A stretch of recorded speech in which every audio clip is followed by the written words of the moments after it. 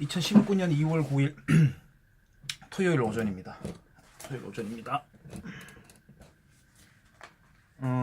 김재익 평전 계속 이어나가도록 하겠습니다. 지난번에 이상하게 잘려가지고 저는 편집 기술이 없어가지고 그렇게 그냥 바로 올렸습니다만은 정근모라는 분의 이야기 하다가 끊겨버렸더라고요. 정근모라고 하는 분은 이렇게 과학기술이 다 밥이다라고 하는 그 연재를 중앙일보에 했고 82편으로 해서 끝이 났네요. 끝이 났습니다.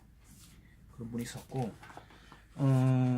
제가 김재익 이렇게 부르거나 뭐 사람 이름을 부를 때 뭐 김재익 씨라고 부르거나 이렇게 하는 거는 그 사람의 직책이나 직함을 부르지 않고 그렇게 하는 거는 이런 사람들은 그냥 보통 명사화된 사람들이기 때문에 저는 뭐 예를 들어 박정희, 이승만 이렇게 이야기하거든요. 왜냐하면 그렇게 한다고 제가 그분들을 존경하지 않는다 그런 뜻이 아니라 그냥 일반 명사화된 분들이잖아요. 그래서 그렇게 부릅니다.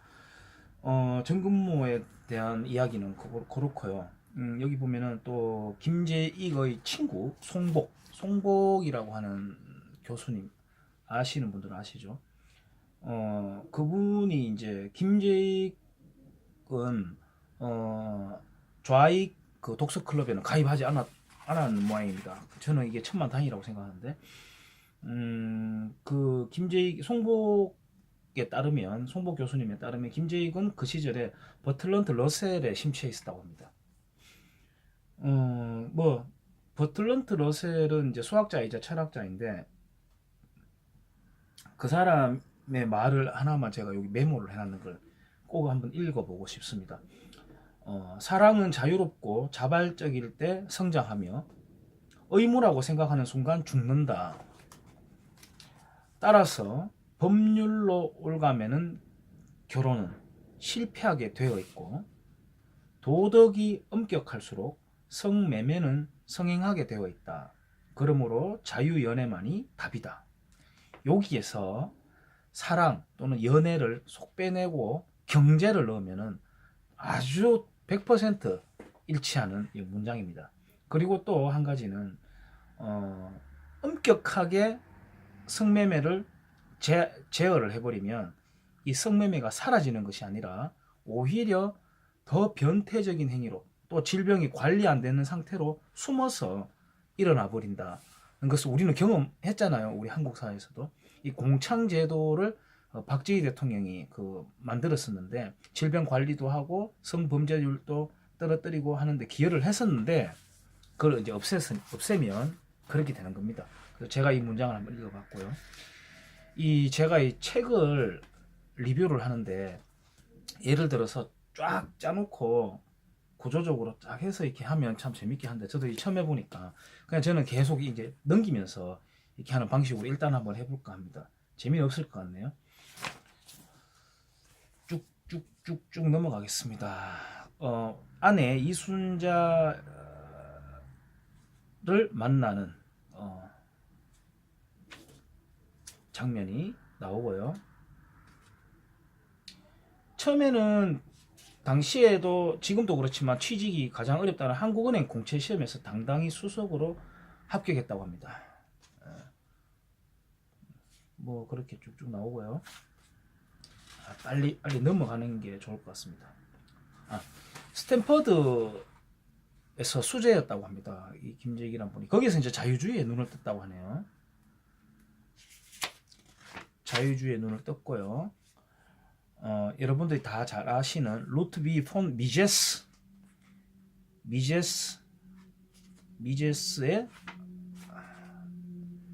빠져들기 시작합니다.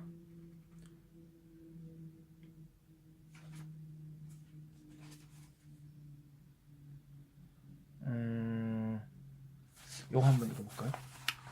카키색으로 둘러싸인 군부정부에서 자본주의를 말하고 자율경제를 설파하며 실명제와 개방정책을 주장한다는 것은 결코 쉬운 직업이 아니다. 지식인 사회도 마찬가지다.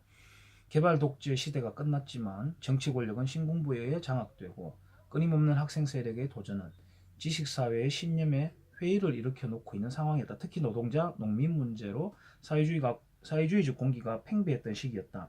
자본주의 옹호는 흡사 반시대적이며 재벌의 안보를 위한 이론처럼 여겨지는 면이 있었다. 특히 3공화국이 무너지기 직전에 터진 YH 사건으로, YH 사건은 가발 수출업체인데 여성 근로자들이 회사 폐업 조치에 항의하며 농성을 벌였던 그런 사건이었습니다. 노동 세력은 전 사회로 확산되고 있던 터였다.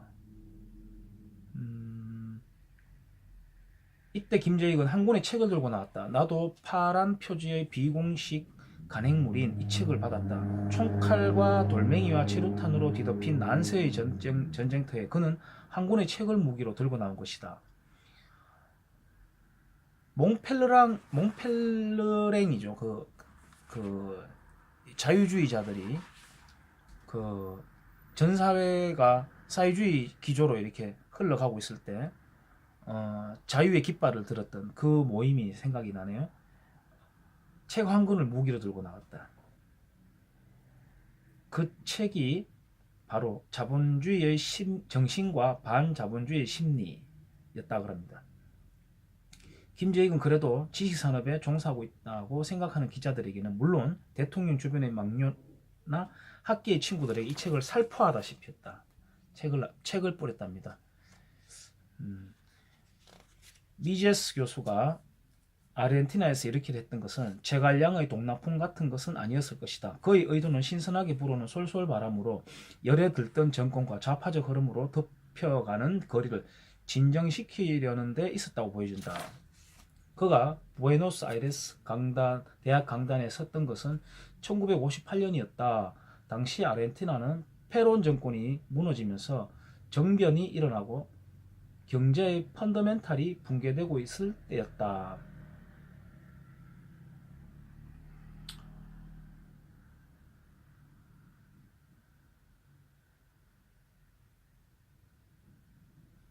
예. 우리도 아마 군부 정권 안 돌았으면은 벌써 지금 정권처럼 벌써 페론 정권이 들어와가지고 경제성장 맛도 못 본 채 아마 후진국으로 전락했지 않았을까 싶네요.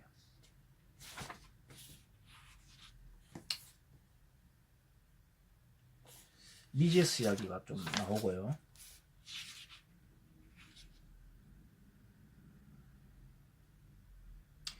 김재익이 어떤 이유로 미제스를 탐독하게 됐고 왜 그의 사상이 그토록 침체하게 됐는지에 대해서는 정확히 밝혀진 바가 없다. 김재익 스스로 그 이유를 털어놓지 않은 채 세상을 떠났기 때문이다. 미제스 이야기 또 나오는데요. 미제스는 꼼꼼하고 논리적인 논증 자료를 제시하며 정부의 명령과 지시에 따라 강제로 설정한 가격만이 존재하는 사회주의에서는 경제 계산이 자의적으로 흐를 수밖에 없어 결국 비합리적인 계산이 나올 수밖에 없다라고 했습니다. 가격 이야기가 나오죠. 이 논증이 바로 경제사상사에 기록된 그 유명한 사회주의 경제 계산 논쟁이다. 당시만 해도 워낙 사회주의 학풍이 강해 이 논쟁이 미제스의 승리로 기록되지는 않았지만 세월이 흐르면서 미제스의 이 같은 주장이 100% 옳았음은 명백히 입증되었다.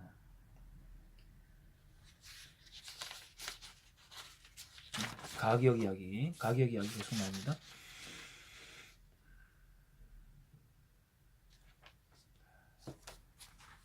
생각해보자. 정부 예산을 끌어서 지역 주민들에게 펑펑 쓰면 그것을 싫어할 유권자는 없는 법이다. 미제스는 만일 어떤 자유주의자가 대중적으로 인기 있는 정책에 대해 이런 정책은 국가 경제에 해로우니 채택하지 말라고 충고한다면 그는 인민의 적으로 간주된다. 반면 나중에 올 해악을 고려하지 않고 당장의 편리함에 따라 그런 정책을 채택하도록 권유하는 선동가에게는 칭찬이 쏟아진다. 고 말한다. 박정희 대통령도 국민들을 괴롭혔죠. 일하자고 했고 부지런하자고 했고 아침에 일찍 일어나라고 했고 초가집 걷어내라고 했고 괴롭혔죠. 정치인스럽지 못한 행동이었죠. 정치인 요즘 정치인 그렇게 했다가는 표 못 받습니다. 정치 생명 끝납니다. 그런 용기 있는 지도자가 있어야 집안이든 학교든 회사든 나라든 산다고 생각합니다. 제가 늘 생각하는 게 인기 있는 지도자는 되기가 쉬워요. 또 인기 있는 선생도 되기 쉬워요. 야간 자습하지 마. 교복 입고 오지 마. 놀아. 자. 인기 있죠. 인기 있는 태권도 관장도 할 수 있어요. 맨날 꽈자주고 놀이만 계속하면 인기 있죠 뭐. 하지만 인기 있는 것과 성장을 시키는 것, 변화를 시키는 지도자, 그 두 가지는 차이가 있겠죠.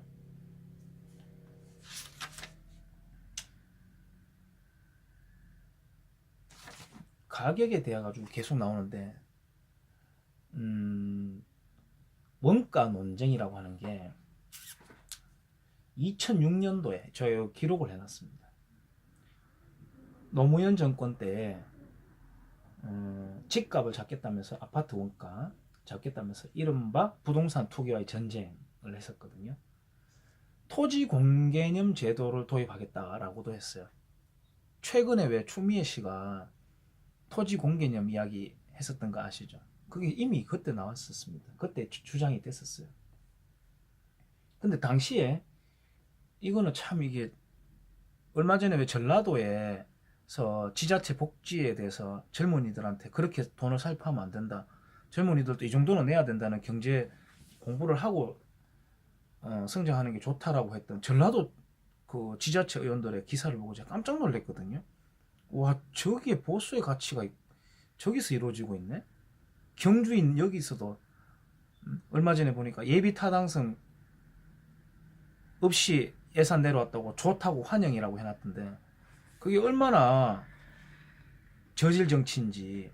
물론 저는 그 국회의원을 비난하고 싶진 않아요. 이 지역구에 있는 국회의원을. 왜냐하면 국민들이 원하잖아요. 그걸 국민들이 원하니까 해주는 겁니다. 아마 그 국회의원도 알 거예요. 이래가 안 되는데 하는 걸 알 거예요. 하지만 그 사람은 그 원하는 사람들 따라 행동하는 거거든요.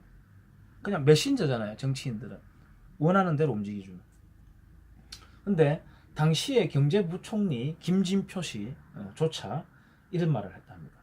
젊은 네티즌들을 중심으로 좀 더 강력한 조치를 취해야 한다는 여론이 있는 것 같은데 정부 입장에서는 더 강력한 것은 사회주의적인 것밖에 되지 않는다. 정부가 할 수 있는 것은 다 했다고 본다. 라고 말했다고 합니다. 그러니까 또 그 젊은 네티즌들이 젊다고 한다면 13년 전이니까 그때 한 20 중반 30이라고 보면 아이고 제 또래나 제 위에 선배 정도 40대네요. 40대가 문제입니다. 이에 우리가 빨갱이란 말이냐 라며 네티즌들이 거센 반발을 했다고 합니다.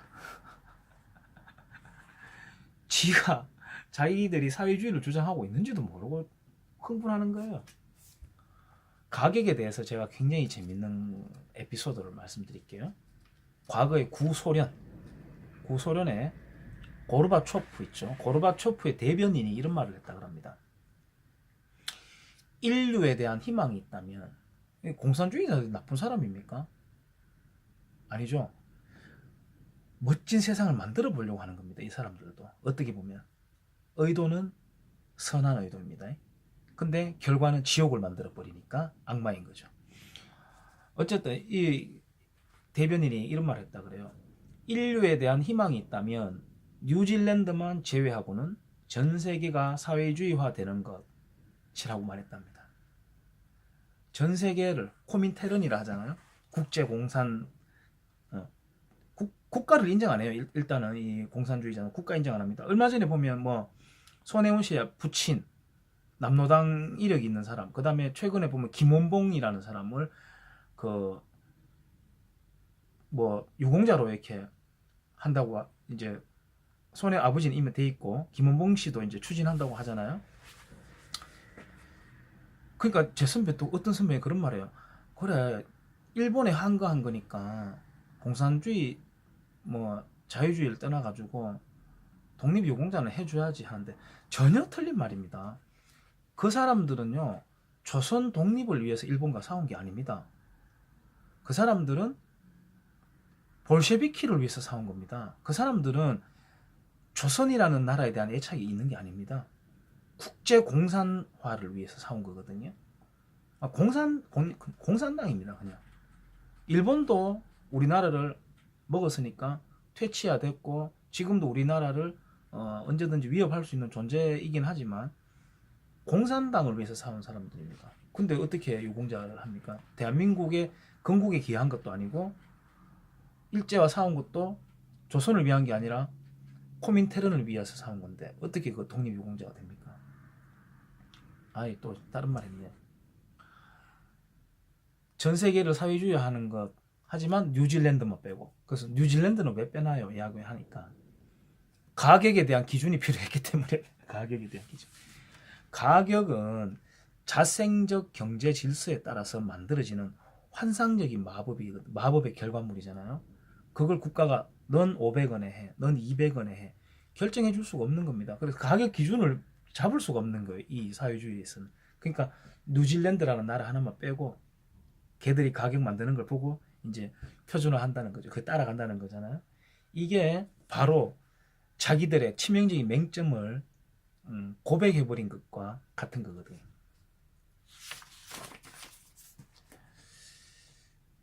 넘어갔어.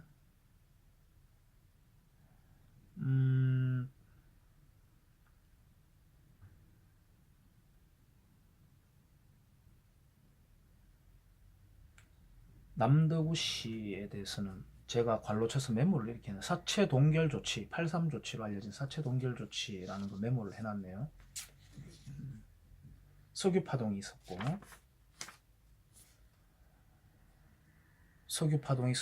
경제 위기 왔었죠.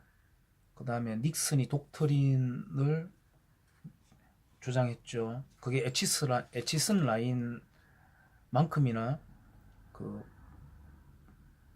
공산주의 세력에게 잘못된 신호를 주는. 그러니까 남한을 다시 먹으러 가자. 라고 하는 제2의 전쟁이 한국에서 벌어질 수 있는 위기감이 도래하던 그런 시대였기 때문에 유신을 선언했습니다. 유신은 다시 해석되어야 되고 그 가치는 재조명받아야 된다고 생각합니다. 또 그때 백곰 미사일, 전 세계에서 6번째인가요? 7번째로 개발됐던 지대지 미사일, 그게 이제 핵기술, 핵무기 기술에 한 2년 앞두고 박정희 대통령이 돌아가셨거든요. 유신에 대해서는 우리가 반드시 재조명을 해서 상찬을 해야 된다고 저는 봅니다. 여기까지 하고 또 여기서 또 마무리해야 되겠습니다, 영상을. 이 김재익이라는 사람은 안정을 기반으로 한 성장론자라고 하거든요. 근데 이걸 읽어보겠습니다. 굳이 방점을 찍자면 성장보다는 안정에 더 큰 비중을 둔 학자였다. 그는 안정에 대해 거의 종교적인 신념을 가지고 있었다. 돈을 찍어서라도 성장해야 하고 성장을 위해서는 인플레이션이라는 부작용도 감수해야 한다는 신념을 가진 남덕우에 비해 김재익은 돈줄을 죄는 것이야말로 한국 경제가 사활을 걸고 달려들어야 할 과제라고 믿었다. 김재익이 남긴 명언 중 이런 것이 있다. 술을 끊어야 할 알코올 중독증 환자에게 최후의 한 잔 술을 허락하는 것이 어떻게 친절이고 자비인가? 그죠? 야, 명언이네요. 여기까지 찍겠습니다.